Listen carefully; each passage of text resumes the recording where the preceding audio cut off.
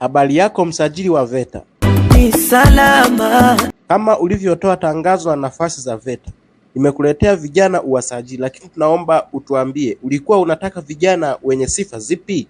Nani haswa unafikiri kama sio wewe? Mimi hapana, nimewaleta tu hawa vijana hawana kazi huko mitaani. Tupe sifa za kujiunga na VETA. Mtanzania wa halali. Akiwa Mtanzania tu, VETA tayari. Fundi wa mafundi.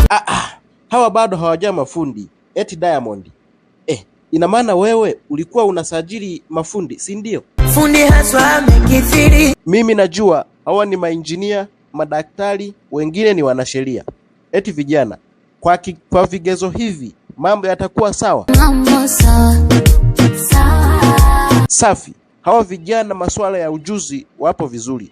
Labda waoneshe ujuzi wao. Tuanze na Diamond Platnumz. Mwendo wa kutunga kupepeta. Eleza vizuri ufundi wako upoje hapo. Chini nikipuliza tarumbeta. Wewe ni fundi wa kupuliza. Umesikia kiongozi? Hebu muoneshe, na hisi hajakuelewa vizuri. Yani kama vile generator. Sawa. Ina maana wewe ni fundi wa generator na tarumbeta. Na wewe? Filimbi nitapuliza, kuita ndege waje. Hapa hamjaja kufanya mziki. Ina maana wewe hauna ujuzi wowote, hata kufuma mashuka.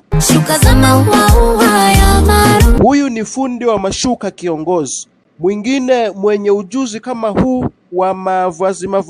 Uvae baibui kanga. Elewesha vizuri. Hizo kanga na buibui zinakaaje? Inashuka inapanda chini juu. Huyu ni fundi wa shanga kiongozi.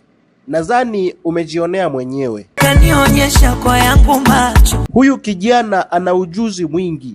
Hata kutengeneza vitu vya kubuni ataweza. Eti kijana, unaweza kubuni nini? Viatu vya kuchuchumia kangaru. Very creative kiongozi. Uliona wapi viatu vya kuchuchuma? Mimi naona kuna sababu ya kumpa kipaumbele. Una kila sababu ya kusimama kimasomaso. Kiongozi, labda utuambie kwa nini unatafuta mafundi? Fundi wa jiko langu kayaacha mawe. Kumbe unatafuta mafundi wa majiko. Wewe umeshindwa kutengeneza jiko na huku una VETA. Mimi daktari. Huyu anadharau. Unazihaki vijana kisa ukosefu wa ajira. Eti waje VETA. Vijana, anastahili adhabu huyu. Twende nikupige nyembe. Mpeni nyembe mwamba amshughulikie. Wewe, hebu kaleta nyembe. Kachonge ni pense.